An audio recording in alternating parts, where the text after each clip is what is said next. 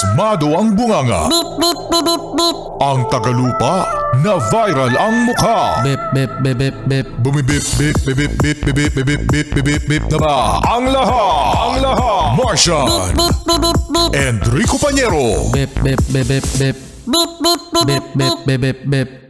Bip, bip, bip, bip, bip. Titilaok! Titilaok! Beep, beep, beep, beep, beep. Ito na ang 101.1 Yes FM Balitang. Kamusta naman mga Yes Pre ang inyong lugar? Mayroon daw mga lugar ngayon na medyo tumataas ang tubig. Nako, mag-ingat mga Yes Pre, ano? Pero alam nyo ba na ang sekretary ng DPWH sa lahat ng mga nangyayaring mga balita ngayon, mga issue ng korupsyon, ay nag-resign na. Bakit? Bakit ka dyan? Oo. Ako, mga Yes Pre, naniniwala talaga ako no, kapag ganito talaga, no? Sorry for the term, pero bulok na bulok talaga, no, ang departamento, mga Yes Pre, sa lahat ng issue ng korupsyon, no? Sa mga ghost project at sa mga komisyon, mga kickback, dapat lang. Oo, kasi alam nyo ba mga Yes Friend, sa Japan, no? Sa Japan mga Yes Friend, kung inyong napakinggan yung mga kwento, Chismis pala yan. chismis. Chismis pala. Hindi nababalitaan natin mga Yes Friend na mga opisyal na mga Hapon ay nagre-resign every time na meron mga issue ng anomalya sa kanilang departamento. Dito lang naman kasi sa Pilipinas, sa kapit toko. Toko. Toko. Tokong-toko no? Oh, kapit na kapit mga Yes Friend, ano?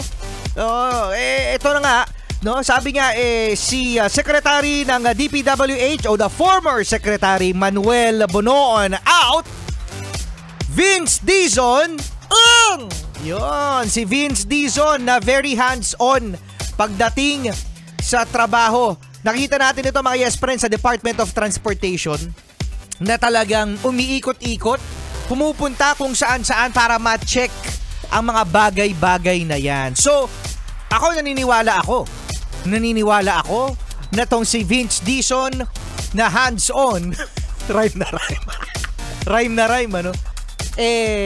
Sana ang solusyon. Vince Dizon! Ang solusyon sana. Oo, naniniwala kami mga Yes Friend na kaya to ni Vince. Wala naman tayong ibang choice kundi maniwala. Sino pa ba? Akala ko ang upo dyan si General Torre. Akala ko talaga si General Torre ang upo dyan sa DPWH. Oh, sorry. Si Vince Dizon, si Secretary Vince Dizon ang uupo. Sana talaga mga Yes Friend kasi mahaba-habang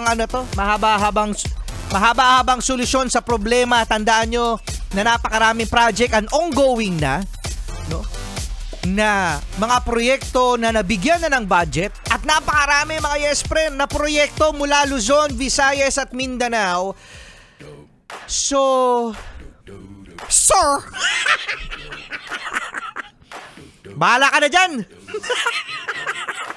Basta hindi naman yan po sa puro salita mga Yes Friend, ano? Dapat yan ay tinutulog ay sa ginagawa.